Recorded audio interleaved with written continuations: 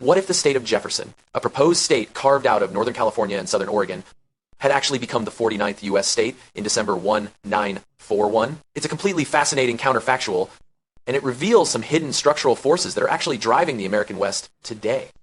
So what actually happens when a state's entire survival depends on cutting down its own scenery? It's a pretty wild question, right?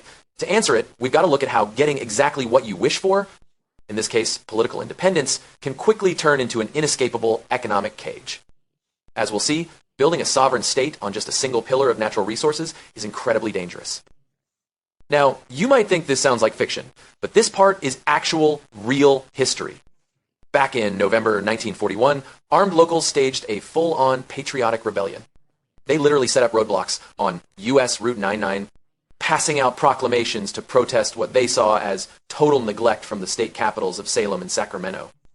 Historically, this whole movement dissolved when Pearl Harbor was attacked just 2 weeks later. But for our explainer today, we're going to change that one single variable. In our alternate timeline, let's say the Roosevelt administration looks at this roadblock and thinks, okay, we absolutely cannot afford any disruptions to national defense preparation right now.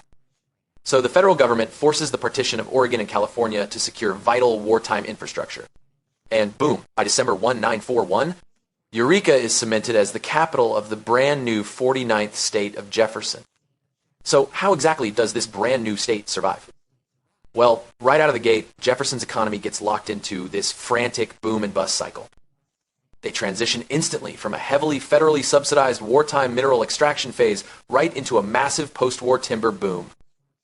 The new state's entire financial foundation is built on one very fragile pillar, extracting resources at maximum speed. Driven by the Federal War Production Board, Jefferson basically becomes this massive, high-capacity resource extraction zone overnight. The feds are pouring in cash to pave all-weather highways just so they can extract metallurgically grade chromite, which is absolutely essential for armor plating. But here's the catch. They are tearing this out of weak, crumbly, serpentine rock at a frantic, totally unsustainable pace.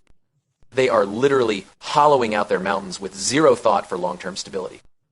But then the war ends in 1945. Those federal mining subsidies, poof, gone.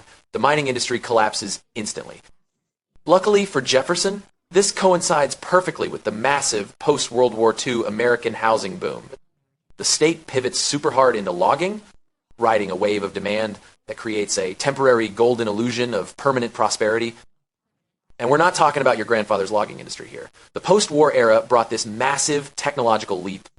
Axes and crosscut saws were entirely replaced by gasoline-powered chainsaws and heavy diesel tractors.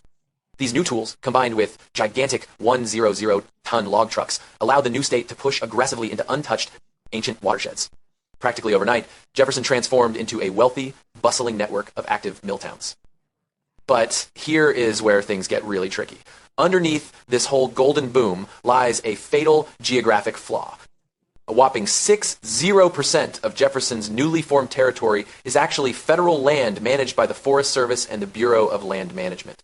And under the Constitution, federal land is completely exempt from state and local property taxes. So if they can't collect property tax on the vast majority of their own land, how on earth does the state pay for anything? Well, they rely on something called federal revenue sharing. Under agreements with the federal government, the Bureau of Land Management returns 50% of all timber sale revenues back to local counties. Jefferson's entire government becomes structurally dependent on this single stream of logging cash just to keep the lights on. You can probably see where this is going. It creates this terrifying sort of monkey's paw scenario. The state is functionally forced to aggressively exploit its own environment at absolute maximum capacity. I mean, think about it. If they stop cutting down old-growth forests, they literally can't fund their public schools, their libraries, or even their sheriff patrols. They must harvest timber just to avoid basic municipal bankruptcy. And that fragile balancing act brings us to the year 1991.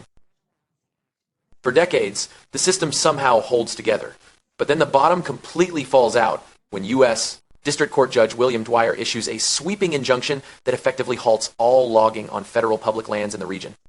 You might know this as the spotted owl crisis. This Dwyer injunction was designed to protect the endangered northern spotted owl's old-growth habitat, and environmental groups successfully sued to stop the logging. But for the state of Jefferson, this environmental victory instantly and brutally severs their primary financial artery. Now, when this real-world event hit, Oregon and California actually managed to absorb the economic blow. How? Well, they relied on diverse, expanding metropolitan tax bases in places like Portland and San Francisco. Our counterfactual Jefferson, however, has no tech industry, no massive agricultural tax base, and no major cities to fall back on. Its monoculture resource economy just collapses immediately. The systemic fallout from this is just devastating. I mean, with literally no timber money coming in, the Jefferson state government has to institute extreme austerity measures. They defund county sheriffs, leaving these vast rural areas completely unpatrolled. Public libraries and parks are shuttered. The state highway network rapidly deteriorates, which is incredibly ironic, right? Because it returns the region to the exact same terrible road conditions that sparked their 1,941 rebellion in the first place. And the crisis isn't just about money, either. It spirals directly into a full-blown ecological disaster. You see, this drastic reduction in logging suddenly leaves the forests completely unmanaged. We start seeing massive growth of dense, highly flammable understory brush. Combine that unchecked fuel with a hotter, drier climate and high rates of lightning strikes, and Jefferson suddenly turns into a massive tinderbox. Millions of acres are now prone to catastrophic, uncontrollable wildfires.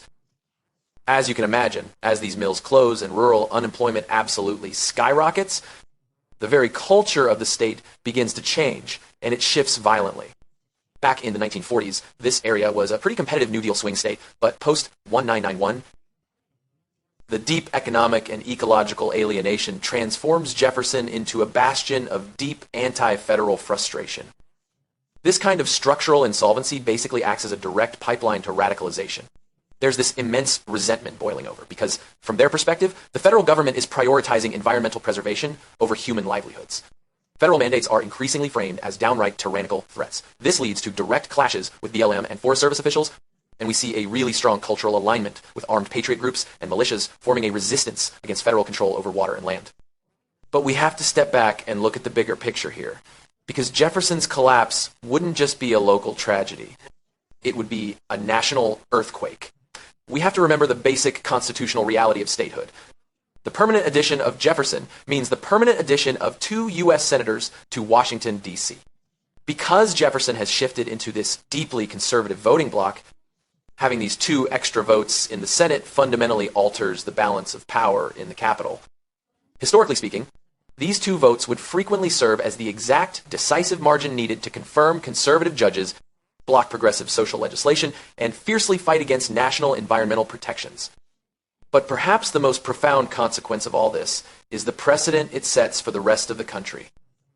Ever since the Civil War, there's been this massive constitutional taboo against partitioning states. By succeeding in 1941, Jefferson totally shatters that taboo.